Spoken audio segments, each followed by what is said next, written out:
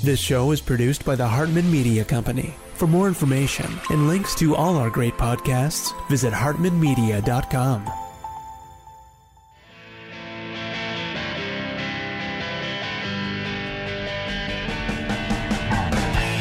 Welcome to the Young Wealth Show, where you'll truly learn how to make, spend, and invest money for an awesome life.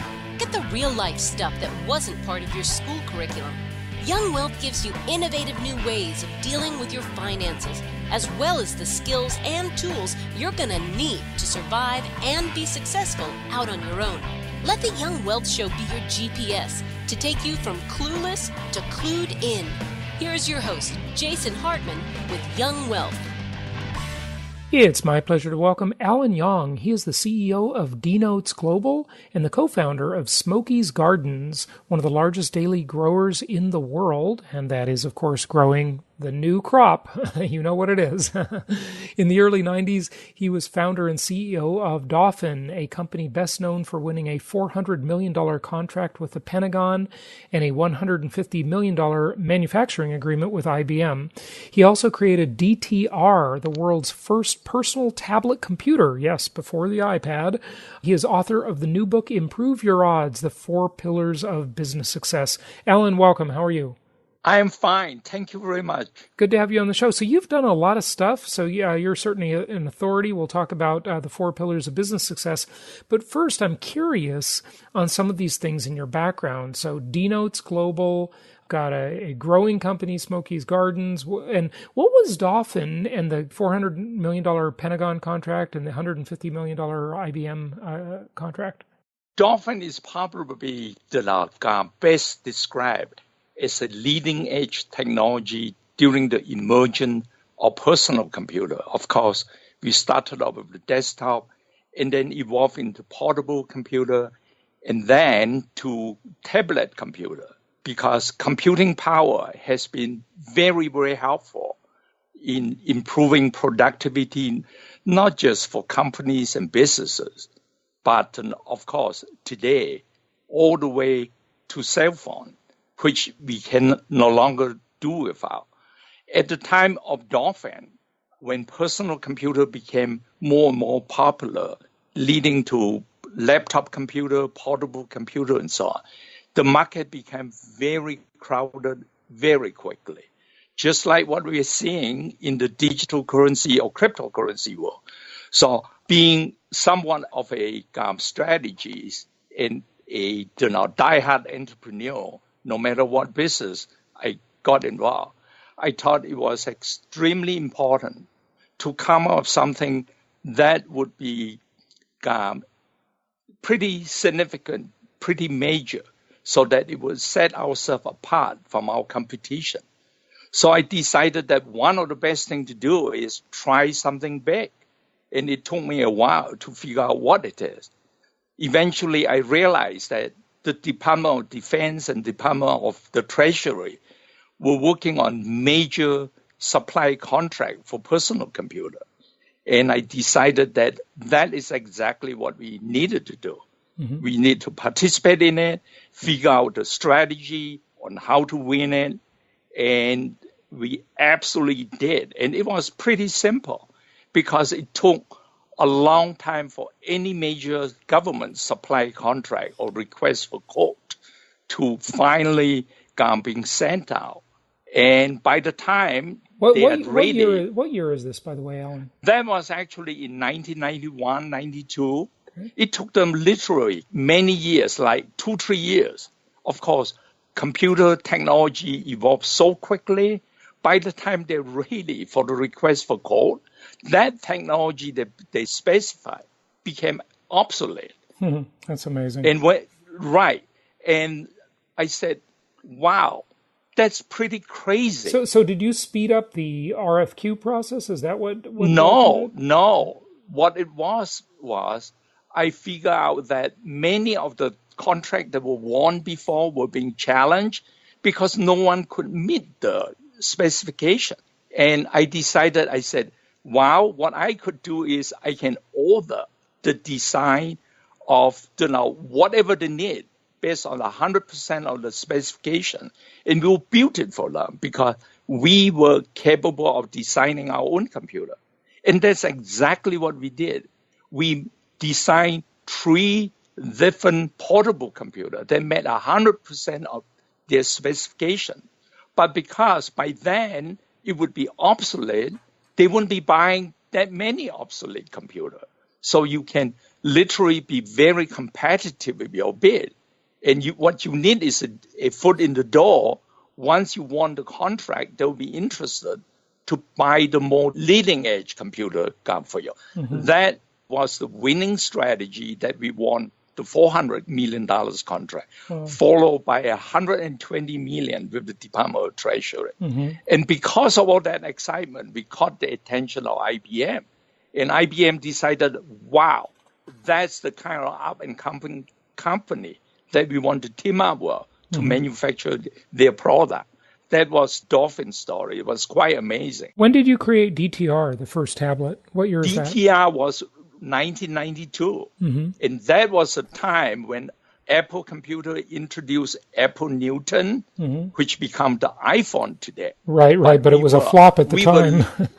Absolutely. Yeah. We introduced DTR, state-of-the-art window machine with removable hard drive and all the good stuff. That was part of the reason that Dolphin became very popular, and I was being known and respected as one of the visionaries of our industry. Yeah, very good. And I'm seeing a lot of similarity as to what's happening in the digital currency world. Mm-hmm. So what it amounts to, we were able to come out with the best idea, leading edge product, but we were too early. If the market is not ready, you can throw all the money at it, and you could go bankrupt. Okay, so let's talk about that for a minute. That's an interesting concept, and maybe it's, you talk about it in your book too. When you say the market is not ready, you're referring to the Apple Newton, right? The Newton... Not just the Apple Newton. It applies to any product, right? Okay, fair concept, but just a moment. Let's just go on the Newton for a second and chase that down the rabbit hole for just a second. Right. The Newton... It's not that the market wasn't ready, if you ask me. I mean, look, everybody would have loved an iPhone in 1992 or 1991, but the product wasn't good enough. It's not that the market wasn't ready, it's that the technology wasn't ready. That's how I interpret it. Am I wrong about that? You're partly right. Okay. Where am I when wrong? It comes to new technology, there are 2 things. Mm-hmm. Okay. The technology always evolves. Nobody come up with a perfect idea that cannot be improved upon by the next group of people, even by the same group of people. Same thing was true with Model T, right? Right now, compared to our car today, that was a piece of crap. But that's not fair, right? Even Apple Newton was great, okay? That was a great idea. The components were not quite ready. Everything was leading edge.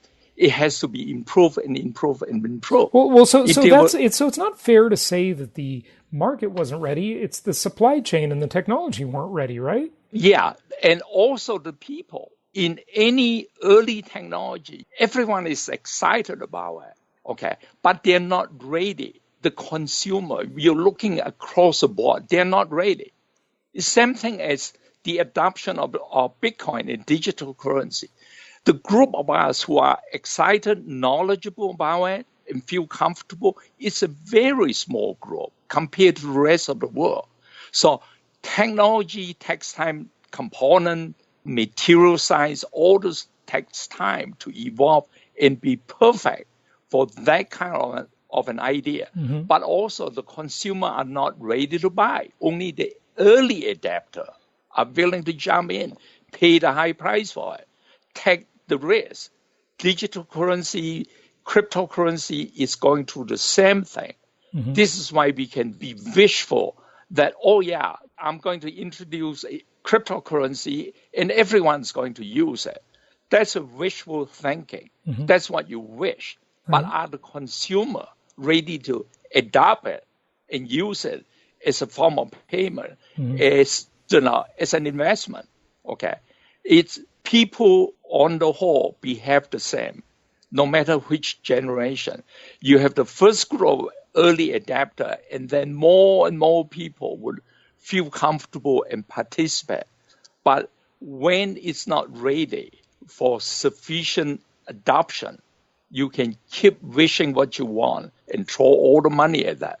When the customer are not ready, when the product, the component, the material side are not ready. Okay. So timing is important. All right. So tell us a little bit about your cryptocurrency just for a quick moment, and let's dive into the 4 pillars.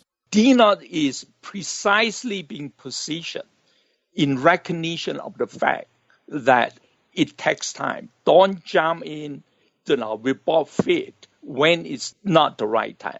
It's always best to allow the first mover to have the first mover advantage. Sit back, relax, and observe. What are the challenges? What are the pitfalls to avoid? Okay. What are the problems to resolve? Okay. Pick up on their strength and watch out for their weaknesses. How can you do it better? How can you have a better strategy? So what's wrong with Bitcoin, and what does DNotes solve about it? Is it fixing a problem with Bitcoin? A whole set of problems. Okay. I can just list a few of them off for us. Okay. Being decentralized is leaderless. Okay. People, when it's leaderless, when they don't have sufficient self-interest, it would lead to very short-term thinking. I'm going to buy in, make a trade. Hopefully, I'll get a lot more money and be able to find the biggest food. Okay. I'm not going to spend a lot of time and resources because I cannot control it. I don't own it. Nobody owns it. Right. But that's the Bitcoin lovers would say that's the benefit of Bitcoin. They can't shut it down because there's no CEO to knock on their door and haul them away when they decide cryptocurrencies are competing with fiat currencies. Right. That is a good part of that. Okay. Nobody can control it. There is no central point of failure. The government cannot control it. By the same token, being leaderless, no one has sufficient interest to see that it's long-term interest, that whatever other problems are being resolved, because it's all about self-interest. It's all about not being able to control it, so I don't need to control it. I don't need to invest any more time and nurses and energy. So I just take it as a short-term investment and move on from there.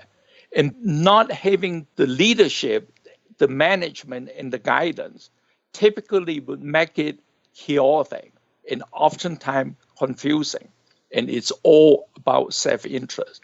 The way DNotes look at it is, yes, you don't want anyone to control DNotes, but it is a great idea if someone or a company would have sufficient self-interest to help provide the real-world guidance, management, leadership, investment to help protect and promote the best interests of DNotes, to make sure that when things are being done, it's done at the right time. I mean, conceptually, I hear what you're saying, but what needs to be done, that the self-interest of DNotes is going to do for Bitcoin? What's it going to do? We spent the last 4 years building a solid foundation with our different ecosystem, like crypto moms, to encourage and assist women to participate.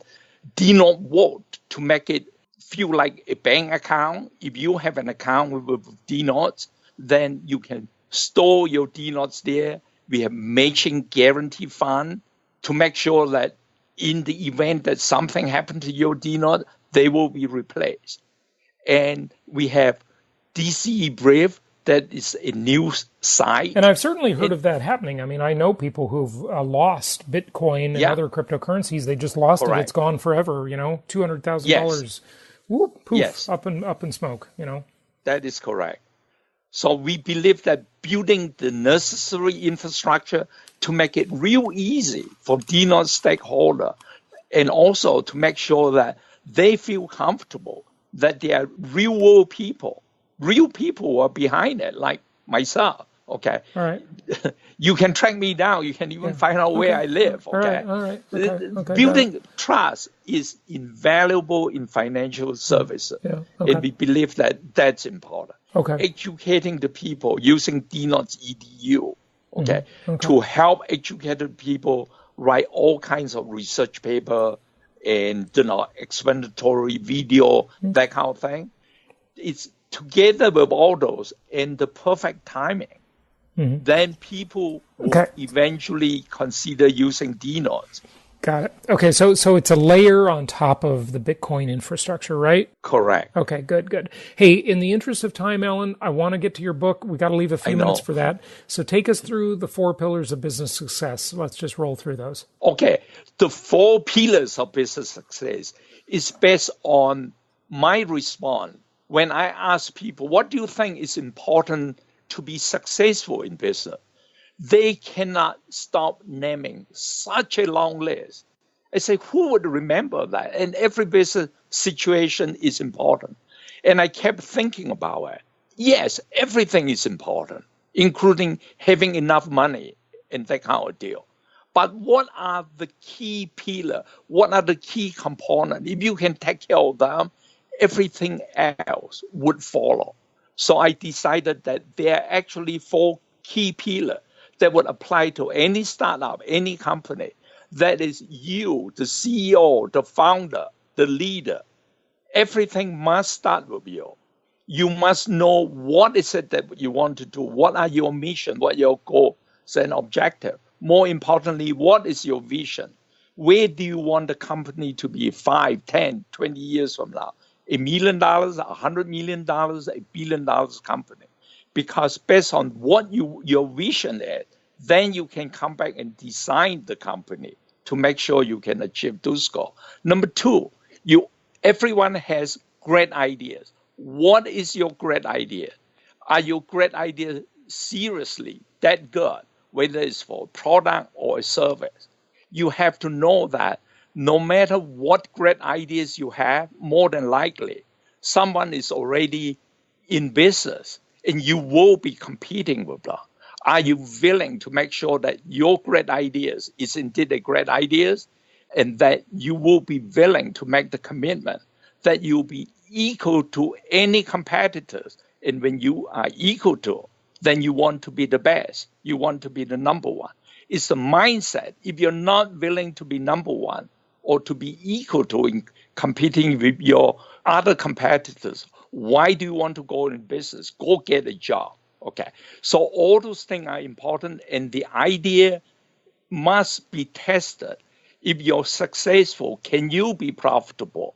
If you're profitable, can you grow year after year? Or is that a $200,000 business and you cannot grow from there?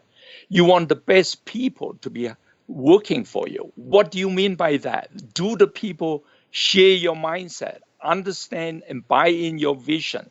Can you create a single culture? Would your employee feel that this is the place I want to work for, work in, and retire? Because you create a good career path for me. Because you can inspire and lead me to grow and become an exceptional employee. And the last one would be your customer. You are in business because of your customer. If there are no customer, you wouldn't have a business. So you have to make sure that everything that you do, all your employees, all the way from the very top down to the bottom, would buy in that the most important thing of all is a commitment at every single level, that every single customer experience must be a great experience. If there is a problem, you solve that problem, you make the customer realize that you own that problem. You want to keep that customer. You appreciate their business. You want them to be your disciple and tell other people to want to do business with you. That's basically what the book's about. Alan, I'm glad you brought that up about the customer, because I am shocked at how poorly some of these businesses treat their customers. When I'm a customer of their business, I am just in shock at how bad some companies are out there. It's truly amazing. And I wonder, is customer service getting better or worse? For example, is it better or worse than it was 20 years ago or 30 years ago? I'm not sure, What do you think? Jason, I I was laughing when you say that, and you are very serious about it. Uh-huh. The sad thing is, you are absolutely correct, okay? Customer services stinks in so many different places. I am absolutely amazed too, okay? I was at a hotel, okay, with my wife and tried to check in. Last weekend. Happened to be busy. There was a show going on in St. Charles, Illinois, okay? I went in there, asked for a room with a king-size bed, non-smoking, and there was one girl there, and then two other ladies came by. They said, Mr. Young, we don't have a room with a king-size bed. We do have 2 rooms for you with a double bed in each room. I was in shock, and they were rude, no sign of showing that they would welcome me and so on. I just kind of wonder, is it that people are viewing the world as sort of too big and too abundant of a place? Is it the entitlement mentality of mostly the millennial generation? But hey, certainly a lot of baby boomers have the entitlement mentality too, or Gen Xers. What is it? I mean, what is it? I just don't, Jason, until entrepreneur, business owner realize that you are dependent on the customer, okay? Why don't you recognize that until it's basically a reflection of the top guy? If it's a hotel that's a franchise owned or whatever, it's the owner of that hotel. If you don't realize that every customer should be appreciated, and you have to train your people to accept that and make sure that they treat every customer encounter as a very important thing. Don't mess it up. I really believe that is one of the contributors to such a high failure rate in business. 80% of businesses fail within the first 10 years. And many of them that survive beyond 10 years, they're struggling. Once in a while, they'll be profitable. And then maybe the next year is not. There are serious problems. If you think that I'm speaking with such patience, it's because I am. I know how painful it is to go through business failure. And yet, we would learn how to build a house with detail and consider everything and plan everything. Jason, in business, I don't think we do. I don't think we realize how important it is to know as much about business, how to succeed in business, how to treat your customer, your employees well. Don't just come up with another great idea based on your big ego. Is that such a great idea? Yeah, right. Does it really help the customer? Yeah, good points. Good points. It really is. It's truly amazing how difficult it is to do business with some companies and some people. Oh, yeah. It's truly amazing to me all the time. You are a customer as if you're doing them a favor with your money, right? It's shocking. Isn't it ridiculous? I know. It makes me think that everybody's just become too comfortable, too successful. The world is too abundant. And, without that scarcity or a little bit of fear there that, hey, if you turn this customer off, they're not going to come back, but they're going to tell a bunch of people too, Nobody seems to care anymore. It's shocking. Well, some do. Many of them don't. I know some do, but a lot of them don't, Anyway, hey, give out your website. Tell people where they can find the book and about your other businesses. To check out my book, just go to 4pillarsofbusinesssuccess.com. 4 FOUR businesssuccess.com. I'm also involved in a whole range of other companies. Smoky Garden is one of the largest daily leaf growers in the world. We carry thousands of different varieties. I've created many flowers. It sounds so funny that we're actually having a conversation about this. I'm a fun guy. The whole world has changed, with the legalization trend. And when Trump makes it federally legal, I just wonder what the liberals are going to do. How are they going to hate him then? can hardly wait. I will stay out of that. Yeah. Okay. I am a very passionate person about helping entrepreneur startup company. Link up with me on LinkedIn if you have a specific question about business. Even if I stay up till 2 o'clock in the morning. All right. So give out where can they find you on LinkedIn? What's your website? And let's wrap it up. Well, LinkedIn is just, search under Alan Yong, ALANYONG. If you want to check out DNotes, it's DNotesCoin.com. If you want to check out DNotes Global, which I believe could be the next major international nation company in the making, is DNotesGlobal.com. And if you still need to know more about me, just Google Alan Yong, ALANYONG, and you'll find out a lot about me. Alan, thanks so much for joining us. Thank you so much for listening. Please be sure to subscribe so that you don't miss any episodes. Be sure to check out the show's specific website and our general website, hartmanmedia.com, for appropriate disclaimers and terms of service.